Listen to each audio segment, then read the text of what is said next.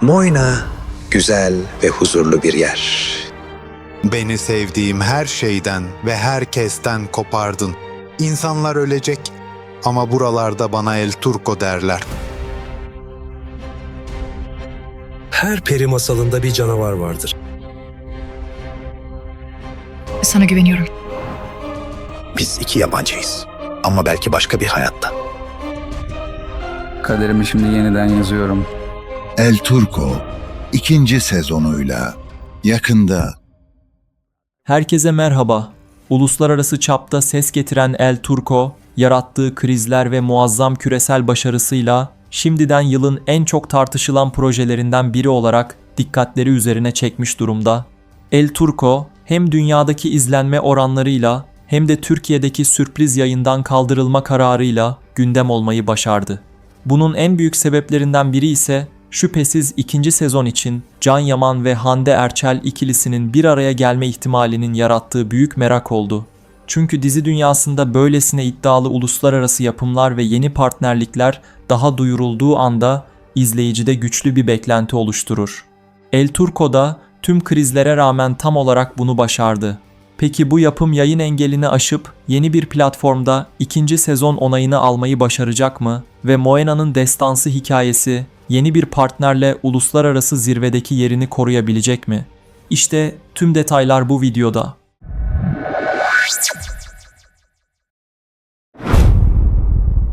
Videomuza başlamadan önce 2. sezonun olmasını isteyenler kimler? Videomuzu beğenmeyi unutmasın, böylece sayımızı bilelim. Öncelikle muhtemel 2. sezonun hikayesinden bahsedelim. Dizinin merkezinde Can Yaman'ın hayat verdiği Balaban Hasan ile yeni kadın oyuncunun canlandırması beklenen asi ve güçlü yeni karakter var. İlk sezonun sonunda Moena'yı koruyup uzaklara giden ve eski aşkı Gloria'yı ardında bırakan Hasan, yeni tehditler üzerine köye yıllar sonra geri döner. Savunma hatlarında farklı cephelerde yer alan bu yeni kadın karakter ve Balaban Hasan, Moena'da oldukça çatışmalı bir şekilde karşılaşır. Aralarındaki bu rekabet dolu sert tanışma, zamanla köyün bağımsızlığı uğruna birlikte verilen mücadeleyle büyük bir aşka ve drama dönüşür. Bu iddialı tabloda karşı karşıya gelen bu iki inatçı karakterin arasında kıvılcım çakması öne çıkıyor.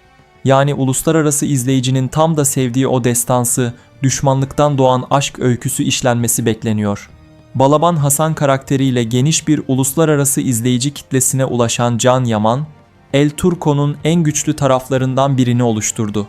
İlk sezonda savaşçı kimliği kadar vicdanı, liderliği ve fedakarlığıyla da öne çıkan Balaban Hasan, dizinin omurgasını taşıyan karakterdi. Bu nedenle olası bir 2. sezonda da hikayenin merkezinde yine onun yer alması beklenir. İlk sezonun sonunda sevdiği kadını kaybetmesi, Moena köyünü kurtardıktan sonra tek başına bilinmezliğe doğru yola çıkması aslında karakter için tamamen yeni bir sayfa açabilecek bir final sundu. Bu da 2. sezon ihtimalini konuşan izleyicilerin en çok dikkat çektiği noktalardan biri haline geldi.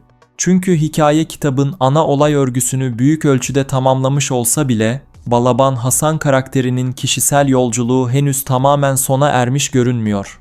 Tam da bu noktada hayranların en çok merak ettiği konulardan biri de Can Yaman'ın olası yeni partnerinin kim olacağı.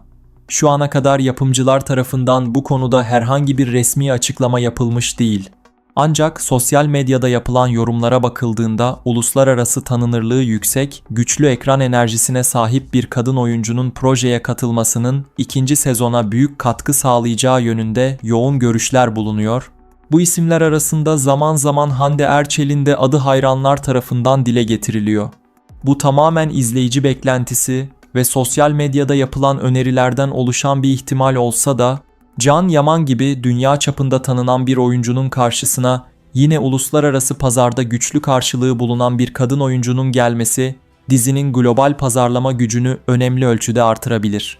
Hande Erçel'in bugüne kadar romantik dramalarda oluşturduğu ekran enerjisiyle Can Yaman'ın güçlü ve sert karakter yapısı düşünüldüğünde, iki oyuncunun farklı karakter dinamikleri üzerinden dikkat çekici bir partnerlik oluşturabileceği yönünde yorumlar yapılıyor. Özellikle Balaban Hasan gibi savaşçı ruhlu, lider karakterin karşısında yalnızca romantik yönü ağır basan bir kadın yerine kendi ayakları üzerinde duran, gerektiğinde savaşabilen, gerektiğinde ailesini ve halkını koruyabilen asi bir kadın karakterin yazılması, hikayeye bambaşka bir boyut kazandırabilir. Böyle bir karakter, Balaban Hasan'ın yalnızca aşk hayatını değil, liderlik yolculuğunu da yeniden şekillendirebilir. İlk sezonda Gloria ile yaşanan aşk hikayesi daha duygusal ve fedakarlık üzerine kuruluydu. Olası ikinci sezonda ise bunun tam tersi, özelliklere sahip bir kadın karakter izlemek hikayeyi tekrar etmek yerine geliştirebilir. Sert mizaçlı, gururlu, kendi doğruları olan ve başlangıçta Balaban Hasan'ın karşısında duran bir kadın karakter, zamanla onun mücadelesini gördükçe taraf değiştirebilir. Böyle bir düşmandan dosta, dosttan aşka dönüşen ilişki hem dramatik yapıyı güçlendirir hem de uluslararası izleyicinin sevdiği uzun soluklu karakter gelişimine katkı sağlayabilir. Bu nedenle sosyal medyada yapılan birçok yorumda ikinci sezonda yalnızca yeni bir aşk değil, aynı zamanda Balaban Hasan'ın yeni hayatını kuracağı güçlü bir yol arkadaşına ihtiyaç duyduğu dile getiriliyor. Can Yaman'ın fiziksel duruşu, aksiyon sahnelerindeki başarısı ve karizmatik ekran hakimiyeti zaten ilk sezonun en çok konuşulan taraflarından biriydi. Bunun karşısına gelecek kadın karakterin de aynı derecede güçlü yazılması, dizinin yalnızca aksiyon yönünü değil, dramatik yönünü de kuvvetlendirebilir.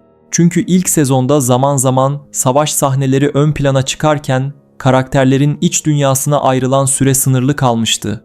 Olası ikinci sezonda ise karakter gelişimine daha fazla alan açılması, hem Balaban Hasan'ın geçmişiyle yüzleşmesini hem de geleceğe umutla bakmasını sağlayabilir. Senaryo açısından bakıldığında ikinci sezon için oldukça geniş bir alan bulunuyor. İlk sezonun finalinde Balaban Hasan Moena köyünü kurtardıktan sonra uzaklara doğru yola çıkmıştı. İşte tam da bu sahne aslında yeni bir maceranın başlangıcı olarak değerlendirilebilir. Olası devam hikayesinde Moena yeniden saldırılarla karşı karşıya kalabilir. Bölgedeki farklı derebeyleri ya da siyasi güçler köyün bağımsızlığından rahatsız olabilir. Halk yeniden Balaban Hasan'ı yardıma çağırabilir. Böylece kahraman tekrar köye dönmek zorunda kalabilir. İşte burada yeni kadın karakter devreye girebilir. Örneğin sınır bölgesindeki bir kalenin komutanının kızı ya da bölgeyi yöneten önemli bir ailenin savaşçı kızı olarak hikayeye dahil olabilir. Başlangıçta Balaban Hasan'ı düşman olarak gören bu karakter, zamanla onun adalet anlayışını, fedakarlığını ve halkı koruma mücadelesini gördükçe fikir değiştirebilir. İlk karşılaşmalarındaki rekabet zamanla saygıya, ardından güçlü bir aşka dönüşebilir. Böylece romantizm yalnızca yan hikaye değil, ana olay örgüsünü destekleyen önemli bir unsur haline gelebilir. Bunun yanında Balaban Hasan'ın ilk sezonda yeterince işlenmeyen aile özlemi de ikinci sezonda daha fazla ön plana çıkarılabilir. Sürekli savaşan bir kahraman yerine artık huzuru arayan, bir aile kurmak isteyen, köyünü geleceğe hazırlayan bir lider görmek karakter gelişimini de tamamlayacaktır. Böyle bir final yolculuğu izleyici açısından çok daha duygusal bir etki bırakabilir. El Turco'nun en büyük avantajlarından biri ise yalnızca Türkiye'de değil, Avrupa başta olmak üzere birçok ülkede dijital platformlarda yayınlanmış olmasıdır.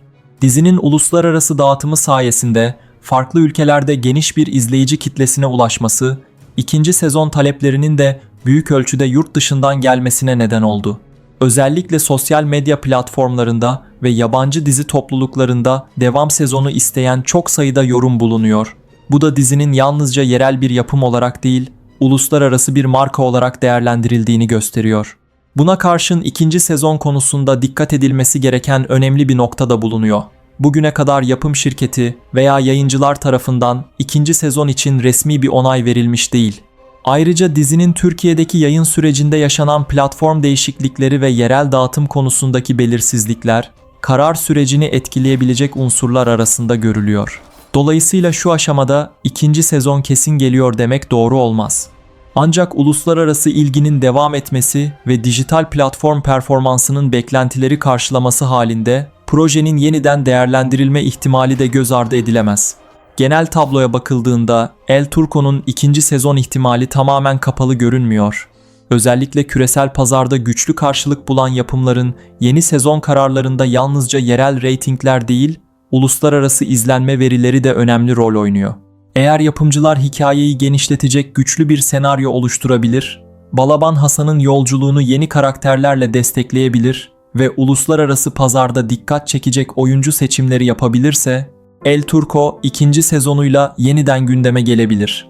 Kısacası bugün itibarıyla resmi olarak açıklanmış bir ikinci sezon bulunmasa da dizinin sahip olduğu uluslararası potansiyel, Can Yaman'ın dünya çapındaki bilinirliği ve izleyicilerin devam hikayesine olan ilgisi nedeniyle El Turco hala devam etme ihtimali konuşulan yapımlar arasında yer alıyor.